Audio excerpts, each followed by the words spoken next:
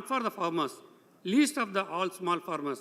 These reforms may increase agriculture productivity, improve markets, but are unlikely to help farmers' income.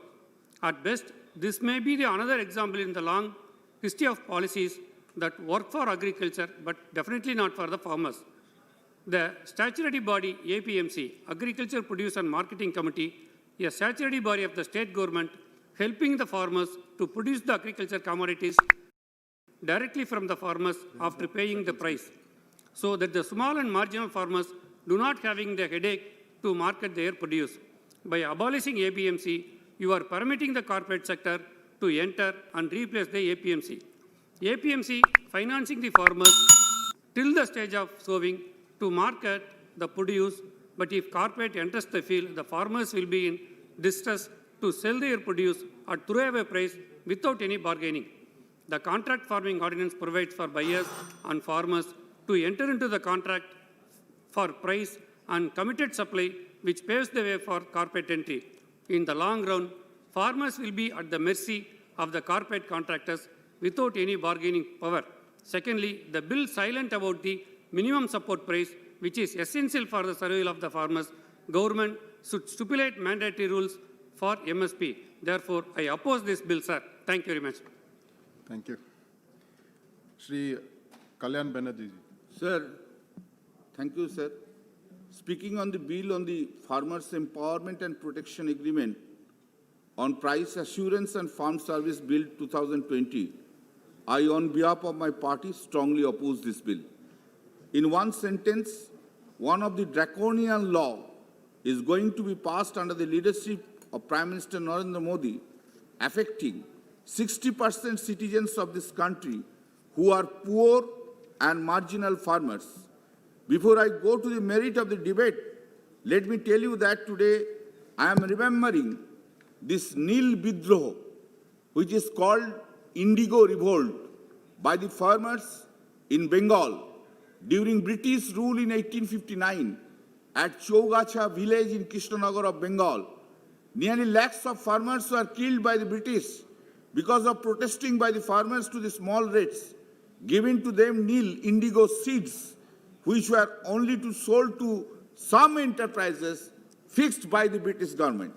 Sir, this bill is thoroughly unconstitutional because this House cannot legislate a bill in relation to agricultural produce under the 7th schedule of the Constitution.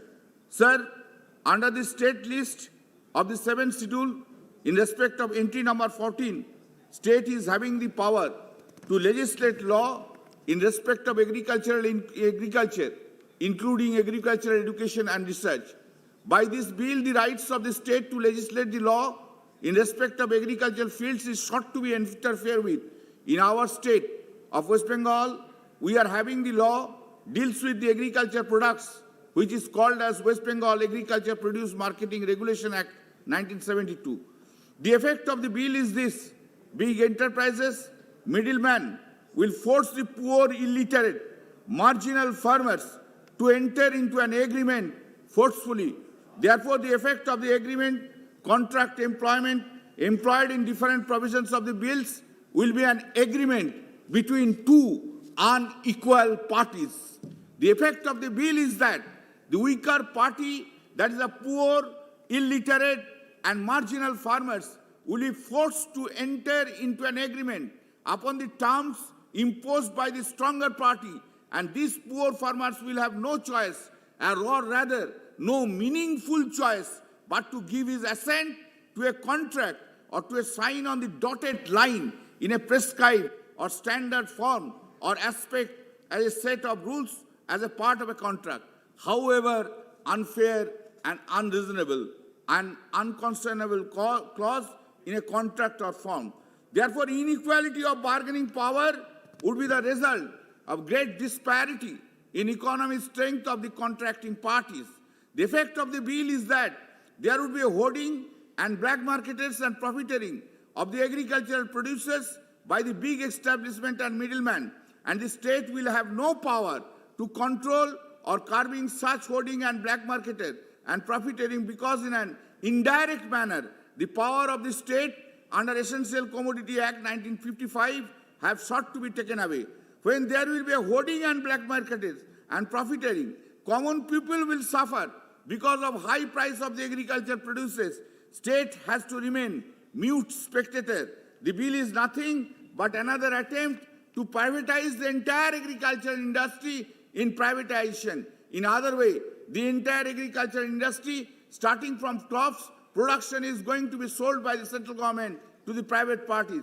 Sir, if they are really in favor of the farmers, then why forceful measure under clause 2J has been defined and introduced?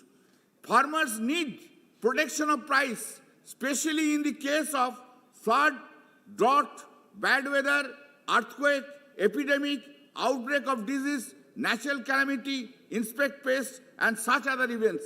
But because of force measure clause, the superior bargaining parties will not be required to pay the prices even quoted in the contract or agreement itself. Who is going to be benefited? Not the farmers, but the big industrialists for whose interests are now the Prime Minister prime considered in every field by the present Narendra Modi government. Sir, this is really unfortunate and painful. And with a heavy broken heart, let me tell you, by this bill, farmers will be forced into litigation under the Chapter 3 of the bill, although it will start from the conciliation process, but ultimately it will end in the Supreme Court of India. Would it be possible for the poor farmers to fight litigations if there is a violation of clause of contract by the superior bargaining authority up to Supreme Court? In a country like us, still millions and laborers are not getting justice in time because they